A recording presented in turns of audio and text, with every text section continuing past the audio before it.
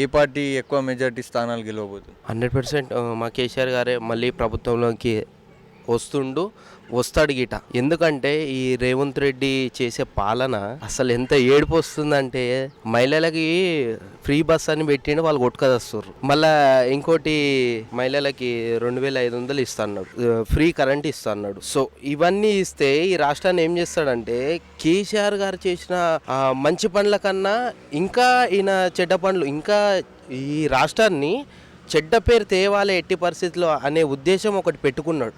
So ఈ రాష్ట్రాన్ని ఏంటంటే అప్పుల పాలు చేయాలి, ఇంకా ఎక్కువ అప్పుల పాలు చేయాలని. బయట జనాలు ఏమంటారు అంటే, ఇవన్నీ ఫ్రీ ఇస్తుండు, మంచిగా ఉంది, ఫ్రీ బస్సు, ఆడవాళ్ళు కూడా మంచి రెస్పాన్స్ అవుతారు, బాగుంది అంటారు.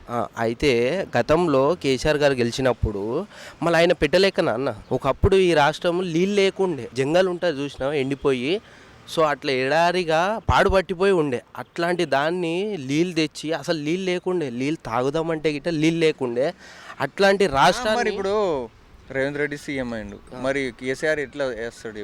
రేవంత్ రెడ్డి సీఎం అయిందని మీరు అనుకుంటుండేమో, సో నేనైతే అనుకున్నట్లేదు. ఎట్లా వస్తాడు, ఎట్లా కేసీఆర్ ఎట్లా వస్తాడు అనుకుంటున్నారు మళ్ళీ సీఎం? సో ఇప్పుడు మళ్ళీ ఎలక్షన్లు ఉన్నాయి అన్నారు కదా, లోక్సభ ఎన్నికలు, అవి దేనికి సంబంధం ఉండేది సీఎం కు? ఓకే, మీరు రాలేదని మీరు అనుకుంటున్నారు, సో మళ్ళీ వస్తాడని నేను అనుకుంటున్నా.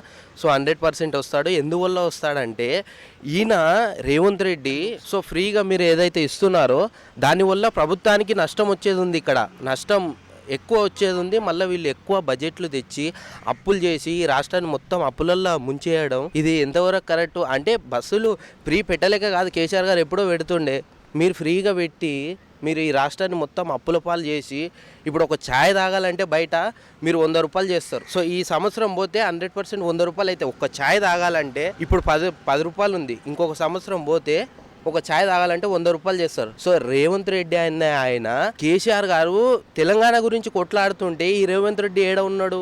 ఈ రాష్ట్రంలో లేనే లేడు. ఏడ ఉన్నాడు? చంద్రబాబు నాయుడు బూట్లు తుడుచుకుంటూ ఉన్నాడు. మరి ఓట్లు వేసేటప్పుడు తెలియలేదా ప్రజలకు? మరి అయినా రేవంత్ రెడ్డి వాళ్ళకు చంద్రబాబు దగ్గర ఉంటాడు అని తెలియలేదు. ప్రజలు ఇక్కడ కేసీఆర్కే ఓటు వేద్దాం అనుకున్నారు. సో ఊర్లలో ఏమైందంటే, ఊర్లలో మాకు ఈ ఎమ్మెల్యే నచ్చలేదు, ఈ ఎమ్మెల్యే మాకు పని చేయట్లేదు, సో ఊర్లలో మాత్రమే మాకు ఎమ్మెల్యే పని చేస్తలేడు, సో వేరే ఎమ్మెల్యేని మేము ఎన్నుకుందాము, మంచి ఎమ్మెల్యే మాకు పని చేయడానికి ఎమ్మెల్యేని ఎన్నుకునే వాళ్ళని. కేసీఆర్ తెలియలేదా గన్నేళ్ళ రాజకీయం ఉంది, మరి ఎమ్మెల్యేలను చేంజ్ చేస్తే గెలుస్తామని చెప్పిండు కేసీఆర్ గారు, చెప్పింది గిట, కానీ ప్రజలు ఆ దృష్టి పెట్టుకోలే. మాకు మంచి చేస్తాడు, మా ఊర్లకి మా ఎమ్మెల్యే మంచి చేస్తలేడని ప్రజలు నిర్ణయించుకున్నారు. సో మా ఎమ్మెల్యే 2 ఏళ్ళు వెళ్ళిండ్రు, ఈయన మాకు మా ఊరికి ఏం చేస్తలేరు ఎమ్మెల్యే. సో ఈ ఎమ్మెల్యేని తీసేసి మేము కొత్త ఎమ్మెల్యేని, సర్పంచులని, ఈ సర్పంచ్ మాకు పనిచేస్తలేడు, ఈ సర్పంచ్ని తీసి వేరే సర్పంచ్ని అన్న పెట్టుకుందాం అనేసి వాళ్ళు ఇక్కడ ఓట్లు వేయడం జరిగింది. కానీ కేసీఆర్ని మేము ఓడగొడతామని అనుకోలేదు. సో తప్పుపడి వాళ్ళ మైండ్లో ఏదో ఫిక్స్ అయ్యి వాళ్ళని గెలిపించారు. కానీ సో గెలిపించిన గిట్ట ఇక్కడ పనులు జరుగుతలేవు. మరి ఇప్పుడు లోక్సభ ఎన్నికల్లో 17 సీట్లకు ఎన్ని గెలుస్తుంది టీఆర్ఎస్? 17 సీట్లు కదన్న, నాకు తెలిసి 8 కంపల్సరీ గెలుస్తారన్న. మిగతా సీట్లు ఎవరు? మిగతా సీట్లు అంటే ఇంకా నేను అంత చూడలేదు. సో ఇప్పుడు జరిగేది అయితే, ఇప్పుడు ఏదైతే జరుగుతుందో అసెంబ్లీలో గిట, మొన్న ఆయన ఎవరు రేవంత్ రెడ్డి గారు అక్కడెక్కడో ఉండే ఆయన కేసీఆర్ రావట్లేదు, కేసీఆర్ ఎందుకు వస్తారా బాబు, కేసీఆర్ వస్తేనే పని అవుతుందా, లేకపోతే కాదా, మీతోటి కాదా, మీకు చేత కాదా, కేసీఆర్ రావట్లేరని అడుక్కుంటుండ్రు. ఇట్లా ఆయన కాళ్ళన్న మొక్కుతాం నాయన, నువ్వు రా అసెంబ్లీకి అంటుండ్రు. నీ కాళ్ళన్న మొక్కుతాం, నువ్వు అసెంబ్లీకి వస్తేనే, నువ్వు నడుపుతేనే ఈ రాష్ట్రాన్ని నువ్వే నడుపుతావు, మా చేతుల్లో ఏం లేదు అని అడుక్కునేటట్లు ఆయనను రమ్మండి అని కేసీఆర్ అడుక్కుంటుండి. ఇట్లా మీకు దండం పెడతాం సార్ అందరు అడుక్కుంటారు, ఆయన ఒక్కడని కాదు, రేవంత్ రెడ్డి ఒక్కడే అని కాదు, అందరు అడుక్కుంటారు. ఆయన వస్తలేడు, ఆయన పని, ఆయన 20కి ఆపరేషన్ అయింది, ఆయన పనిలో ఆయన ఉన్నాడు. సో ఈరోజు గిట మీటింగ్ పెట్టిండు, సో త్వరలో వస్తాడు. ఆయన వస్తేనే ఈ ప్రభుత్వాన్ని నడిపేది, కానీ ఈయన రేవంత్ రెడ్డి అనేవాడు నడపలేడు, అది జరగని పని. సో ఇప్పుడు ఉన్నారు కాబట్టి అది ఇదని మాట్లాడుతున్నారు. కానీ ఈ రాష్ట్రాన్ని అయితే అప్పుల పాలు చేయాలంటే నెంబర్ 1లో కాంగ్రెస్. సో అదైతే వాస్తవము. ఇంకోటి ఆయన అడుక్కుంటున్నారు అందరూ, రావాలి నువ్వు వస్తేనే ఈ రాష్ట్రాన్ని నడుస్తుంది, లేకపోతే నడవదు అన్నట్లు మాట్లాడుతున్నారు. హాయ్ బ్రదర్, నా పేరు రాజు, సిగ్నేచర్ స్టూడియో నుండి ఒకటే చెప్పదలుచుకుంటున్నా. ఇప్పుడు జరిగే లోక్సభ ఎలక్షన్లో ప్రజలందరూ చైతన్యంతో ఓటేయాలి, మాటలు చెప్పి పనులు చేయడంలో కాదు, పని చేసి చేయగలిగే వాళ్ళకి ఓటేయండి అని కోరుకుంటున్నా. ఈ పార్టీ ఆ పార్టీ ఏ పార్టీ అని కాదు, ఎవరైతే మీ దగ్గర పని చేయగలుగుతారో వాళ్ళని మాత్రమే మీరు ఎన్నుకోండి. ఉట్టి మాటలు చెప్పి జనాలు ఆగంపరిచేటోళ్ళని నమ్మకాకండి. ఇది ప్రతి ఒక్కళ్ళు ప్రజా చైతన్యంతోనే ఓటు హక్కును వినియోగించుకోవాలి.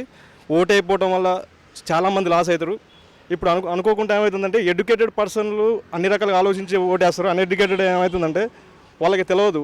ఇప్పుడు ఇన్స్టాగ్రామ్ కానీ ఇవి కానీ చూసి అనవసరంగా వాటిల్లో వచ్చే వాటికి అంటే దానికి మోటివ్ అయ్యి మారిపోయి ఓట్లు వేస్తున్నారు. అట్లా కాదు, మనకి ఎవరు పనికి వస్తారు, మనకి ఎవరు పని చేస్తారు, మనకి ఎవరు పని చేస్తున్నారు అది చూసేయండి. ఉట్టి మాటలు నమ్మి ఓట్లు వేయడం వల్ల మనం చాలా లాస్ అవుతాం.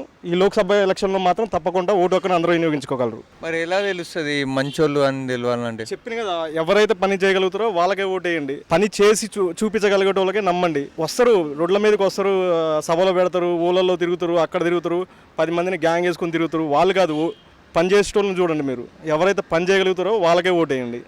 పార్టీ సంబంధం లేకుండా ఓట్లు ఏమంటారా? నేను ఆ పార్టీకి ఈ పార్టీకి ఓటేయమని చెప్పట్లేదు. మీరు కూడా ప్రజా చైతన్యంలో ఉన్నారు కాబట్టి మీరు కూడా అన్ని రకాలుగా ఇప్పుడు కొన్ని మీడియాలు ఉన్నాయి రాంగ్గా పబ్లిసిటీ చేస్తున్నాయి, కొన్ని మీడియాలు ఉన్నాయి మంచిగా చేస్తున్నాయి. అట్లా అన్ని రకాలుగా మంచి చెడు ఉంటుంది కాబట్టి మంచి వైపు ఉంటే ధర్మం గెలుస్తుంది, మంచి వైపు ఉంటే మనం గెలుస్తాం. అందరికీ ప్రజా చైతన్యం ప్రతి ఒక్కరు ఓటు హక్కుని వినియోగించుకోవాలి.